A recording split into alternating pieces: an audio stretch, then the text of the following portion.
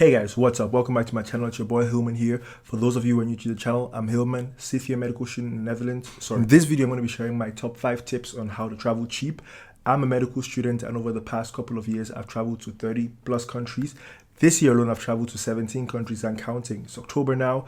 There's still 2 months left in the year, so there's still a lot of countries to go. So in this video, I'm going to be sharing my tips on how I travel cheap because I'm still a student, so I don't have that much resources. All the traveling I do is on a budget. So I'm going to be sharing with you guys my top 5 tips on how to actually travel as well. If you want to, travel, but you don't have that much, your resources are limited, you want to go out there and see the world and see all these beautiful things. In this video, I'll be sharing with you how I make that work for myself. So without further ado, let's get right into the video. Tip number 1, have a vision. I think like with every area of your life, it's important to have a vision, whether it be for relationships, be for your health, be for work, school. It's always important to have a vision for yourself. And I think the same holds for traveling. If you really want to be intentional about your traveling, if you really want to go out there, see the world, you would plan it accordingly and you would have a vision for that as well. I think vision helps you with 2 main things, in my opinion.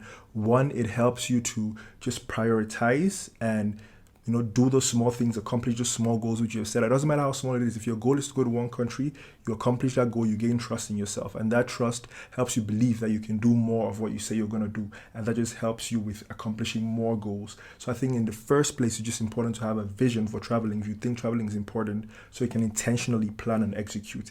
The second thing with regards to having a vision is that you know exactly what your goal is, what your plan is. For example, for me, at the beginning of the year, I said I wanted to visit all the Nordic countries. Because I had that vision in mind, I had that goal in mind, things just fell in place in a very wonderful way. Check out my Instagram pages and my TikTok pages to find out more in depth on how this actually played out. I've accomplished that goal now, and it's still October, so I got 2 months left, so I can travel a lot more. But I know that I've accomplished that goal. I feel good about it. I feel confident in myself to accomplish more goals I set for next year, because I already have my goals for next year set as well. The countries I want to visit, the things I want to see next year, those goals are set so I can prioritize accordingly. And this really helps with your searches, because the second point I'm going to be talking about, this is a good segue.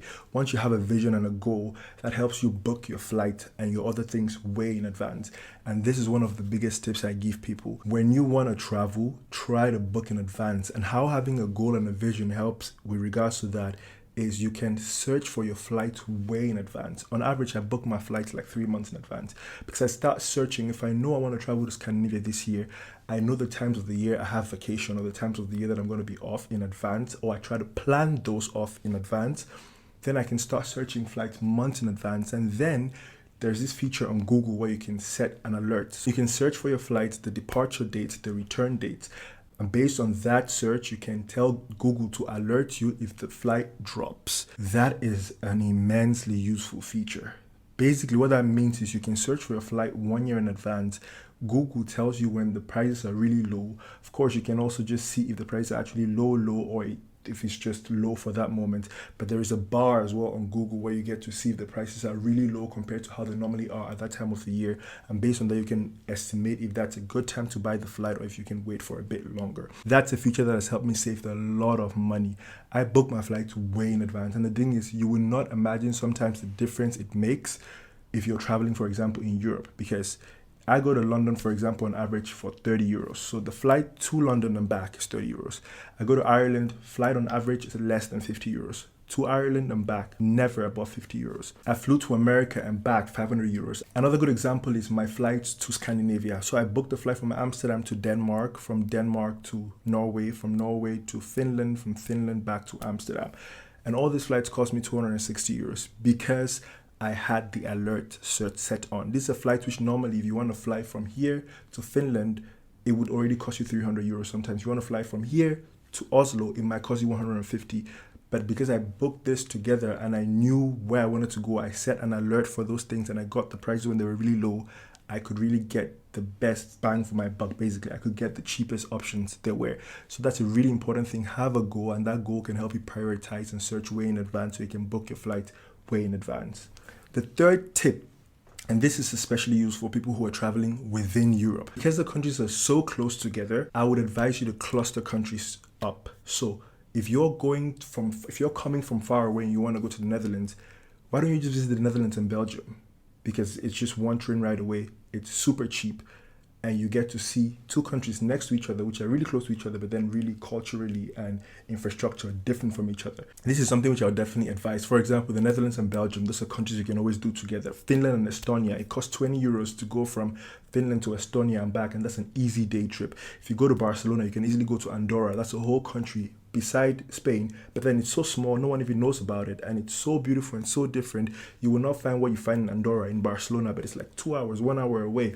Same thing with Monaco and the south of France. Those are like countries which are completely different, but then if you are in one, you can easily get to the other one as well. But if you don't know that these countries are there, if you don't plan ahead of time, then you might go to the south of France, whereas you're so close to Monaco, you will not see Monaco, but then you had the chance to. So I would definitely advise, if you have the chance, especially while traveling in Europe, cluster some countries together, because in Europe it's easily doable. The connections are so good, you can easily get from point A to point B without having to go through much of a hassle. So I think that's definitely tip 3 I would give.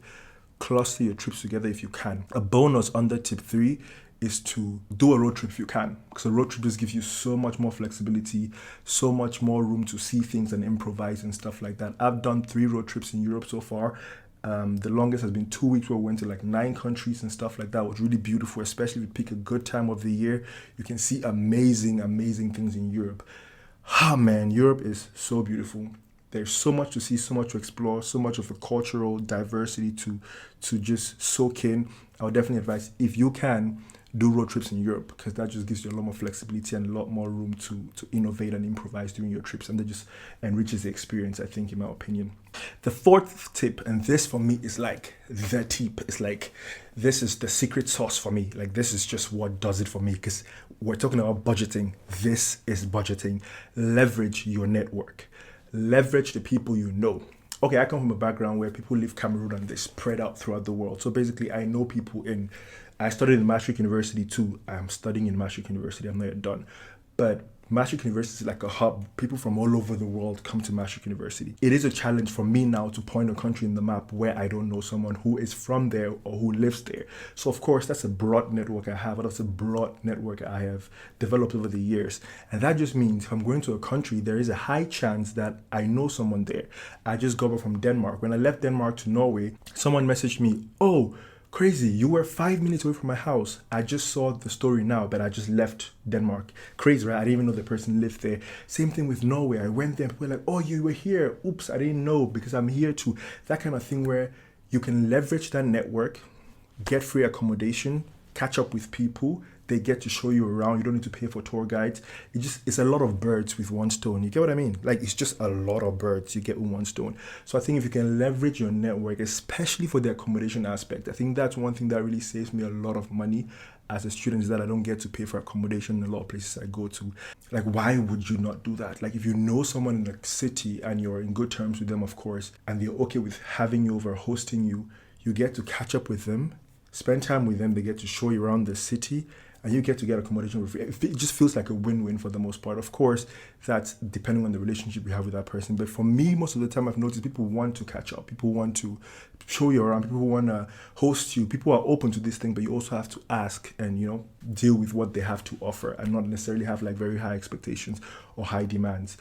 So I think leveraging your network is my secret sauce. That's one thing I definitely advise anyone who has a network they can leverage. Leverage that network. It really saves you a lot of money. For example, for me, when we went to Iceland, my buddy Tian and I went to Iceland, we stayed with Chiamaka. Chiamaka hosted us, and we did not, if you know the amount of money we saved up, because if you know, accommodation in Iceland is the ghetto.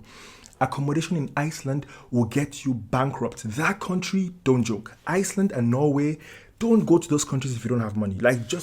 They will humble you. Those are not necessarily budget countries. So in these countries, you need to use all these tips I'm giving you. For example, in Iceland, Chiamaka hosted us, so we didn't have to pay accommodation, and that saved us a lot of money. That was the first country I went to, and I spent under my budget, which is crazy because Iceland is the most expensive country I've been to this year. So leveraging your network is really important. I cannot emphasize it enough. If you have a network you can leverage, especially for accommodation. That goes a long way. 5th tip, last but not the least, travel light. Especially in Europe, it makes a big difference whether you buy your flight with luggage or you buy your flight without luggage. If you're flying with Ryanair, EasyJet, Transavia, all these budget airlines, flying without luggage, if you have just one backpack, which my backpack is always all my stuff is in there, and a lot can fit. If you have a good backpack that can fit under the seat in front of you, use just that. Because sometimes flights from here to London will be like 30 euros. Luggage one way would be 35 euros. So if you're paying luggage two ways, like one bag, a small suitcase, two ways, that's like 60 something euros. Whereas your flight itself is 30 euros. How does that make sense to pay twice as much for luggage as you pay for your flight? Like, it just doesn't make sense. If you can travel light, you'll be surprised how much you can actually fit in one backpack. Like, I went to Denmark, Sweden, Norway, Finland, Estonia with one backpack. That was 8 days. You can pack a lot in a backpack if you have a good backpack. Invest in a backpack if you need to, because that just saves you a lot of money in the long run. I paid like 50 euros for my backpack when I was road tripping in Germany. I found it at an outlet. Paid 50 euros for it. It was supposed to be 200 euros, but it's an outlet. Great deal. And that backpack has served me for years. I would not be able to tell you how much that backpack has saved me. Like, it has saved me so much money over the past few years. If you can, invest in a backpack and travel light, at least while traveling Europe, because that just saves you a lot of money. Those are my top 5 tips. For sure, let me know if any of these tips was helpful to you. If you need help with planning your trips, you want to go to Europe or you want to go to some country around a country I've been to, check out my channel to see the country I've been to. I've been to some in Africa. I've been to most of the countries in Western Europe. If you need help with planning a trip or you need ideas, I offer coaching services with regards to that as well. Let me know in the comment section. My details in the description. You can link up with me on Instagram, Facebook, TikTok, whatever platform you want to use, and I'll be open to helping you. Hope this tips was helpful to someone. Enjoy your trips. There's so much to see out there. There's so much to experience. I wish for everyone to just go out there, see the world and experience it. I feel like there's so much you learn from being out there and experiencing different cultures and different places, which you cannot learn in any book. You cannot read anywhere. You have to experience it yourself. So go out there, experience the world, and I hope these tips help you get a little closer to accomplishing your own unique goals. Until next time, guys, thank you for watching. Stay blessed and peace.